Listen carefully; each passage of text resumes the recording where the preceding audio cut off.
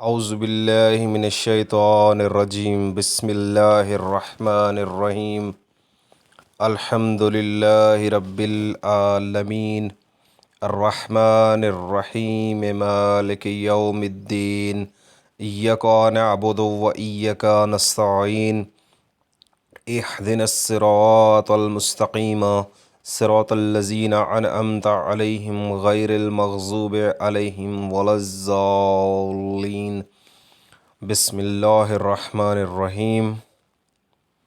مومنین اکرام و مومنات، آپ سب کو پروفیسر منظر عباس کی جانب سے السلام علیکم ورحمۃ اللہ وبرکاتہ۔ آج آپ کے سامنے نہج البلاغہ خطبہ نمبر 5 کے اردو ترجمہ کے ساتھ حاضر ہوں۔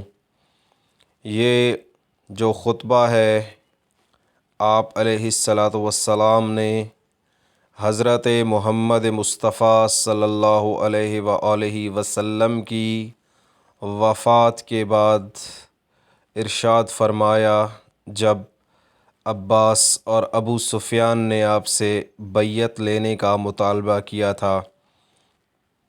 ایھا الناس، فتنوں کی موجوں کو نجات کی کشتیوں سے چیر کر نکل جاؤ اور منافرت کے راستوں سے الگ رہو، باہمی فخر و مباحثت کے تاج اتار دو کہ کامیابی اسی کا حصہ ہے جو اٹھے تو بالوں پر کے ساتھ اٹھے، ورنہ کرسی کو دوسرے کے حوالے کر کے اپنے کو آزاد کر لے۔ یہ پانی بڑا گندا ہے اور اس لقمہ میں اچھو لگ جانے کا خطرہ ہے۔ یہاں پر کسی بیماری کو ڈسکس کیا گیا ہے، اور یاد رکھو کہ ناوقت پھل چننے والا ایسا ہے جیسے دوسروں کی زمین میں کاشت کرنے والا ہو۔ میری مشکل یہ ہے کہ میں بولتا ہوں تو کہتے ہیں علی کو اقتدار کی لالچ ہے، اور خاموش ہو جاتا ہوں تو کہتے ہیں کہ موت سے ڈر گئے۔ افسوس، اب یہ بات جب میں تمام مراحل دیکھ چکا ہوں۔ خدا کی قسم، ابو طالب کا فرزند موت سے اس سے زیادہ مانوس ہے جتنا بچہ سر چشمہ حیات سے مانوس ہوتا ہے۔ البتہ میرے سینے میں، میرے سینہ کی تہوں میں ایک ایسا علم پوشیدہ ہے جو مجھے مجبور کیے ہوئے ہے، ورنہ اسے ظاہر کر دوں تو تم اس طرح لرزنے لگو گے جس طرح گہرے کنویں میں رسی تھر تھراتی اور لرزتی ہے۔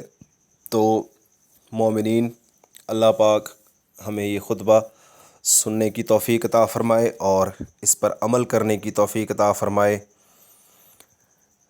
مولا کائنات نے اپنی پوری زندگی اطاعت الہی اور اطاعت محمد رسول اللہ صلی اللہ علیہ وآلہ وسلم اور اتباع رسول میں گزاری، اور اپنی زندگی کو عین اسلام کے مطابق گزارا۔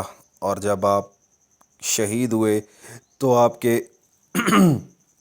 جو آخری الفاظ تھے وہ یہی تھے کہ فزت برب الکعبہ، کہ رب کعبہ کی قسم علی کامیاب ہو گئے۔ انشاءاللہ نیکسٹ خطبے کے ساتھ حاضر ہوں گے، تب تک خدا حافظ۔